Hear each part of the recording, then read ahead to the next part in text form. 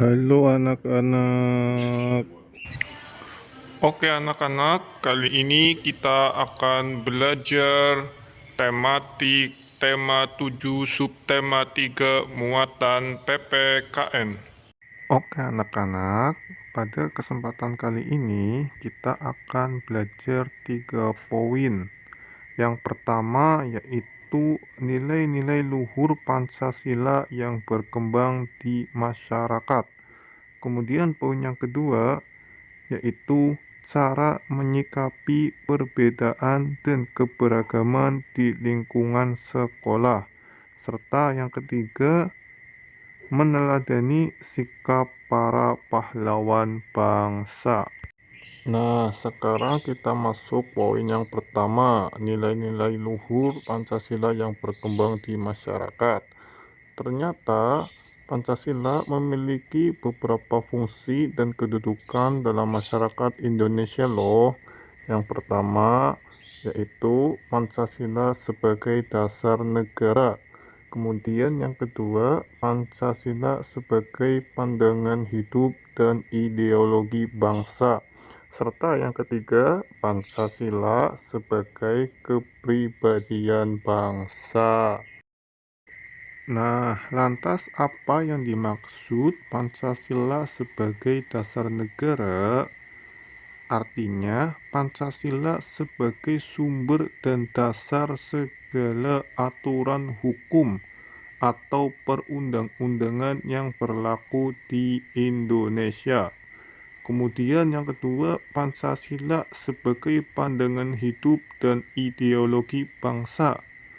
Artinya, Pancasila merupakan sistem nilai yang ideal dan diyakini kebenarannya untuk diwujudkan dalam kehidupan bermasyarakat sebagai pemersatu bangsa. Dan yang ketiga, Pancasila sebagai kepribadian bangsa. Artinya, Pancasila memberikan corak dan ciri khas yang membedakan bangsa Indonesia dengan bangsa lain. Dengan fungsi dan kedudukan Pancasila dalam masyarakat tersebut, nilai-nilai luhur Pancasila menjadi landasan hidup bermasyarakat di Indonesia yang terdiri dari beragam suku, ras, agama, dan budaya.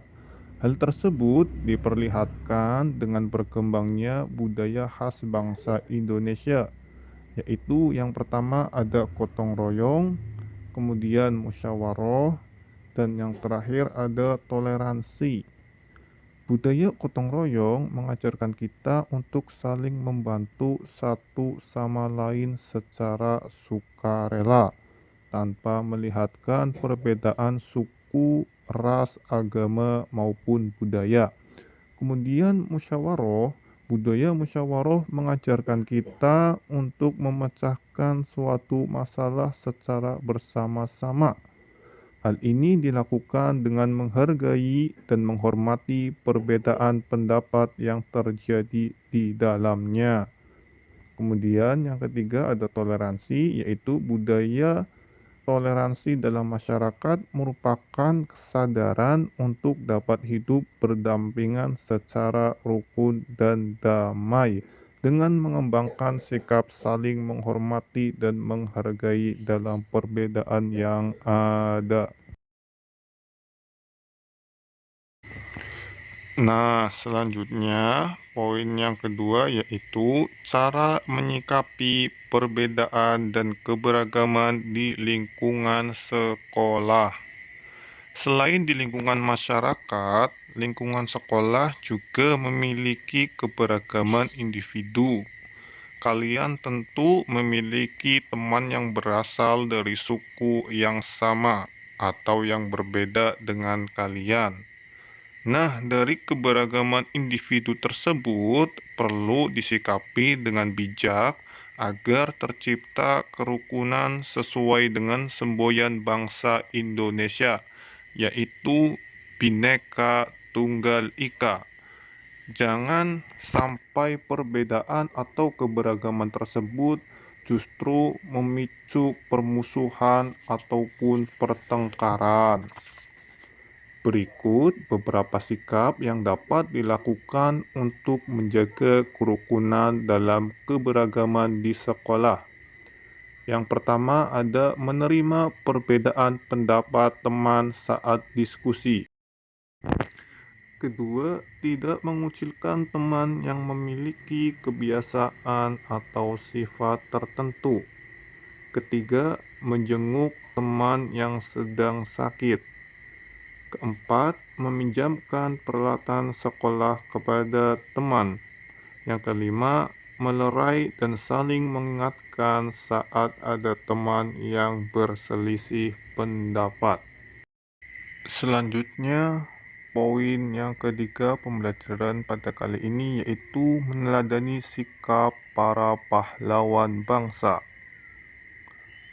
Kemerdekaan Indonesia adalah hasil perjuangan pahlawan-pahlawan Indonesia melawan penjajah.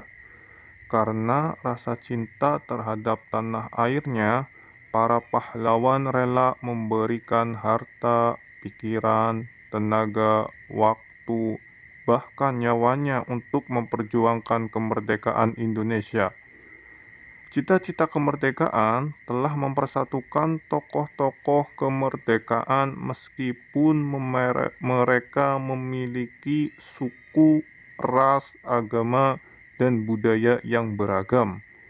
Oleh sebab itu, sudah sepatutnya sebagai warga negara kita menjaga dan mengisi kemerdekaan ini dengan berbagai hal positif yang berguna bagi bangsa dan negara ke depannya. Hal tersebut juga dapat dilakukan dengan berusaha meneladani berbagai sifat pahlawan dalam kehidupan sehari-hari. Seperti 1. Berani, yaitu sikap tidak takut atau gentar dalam menghadapi bahaya, kesulitan, ataupun tantangan untuk memperjuangkan kebaikan.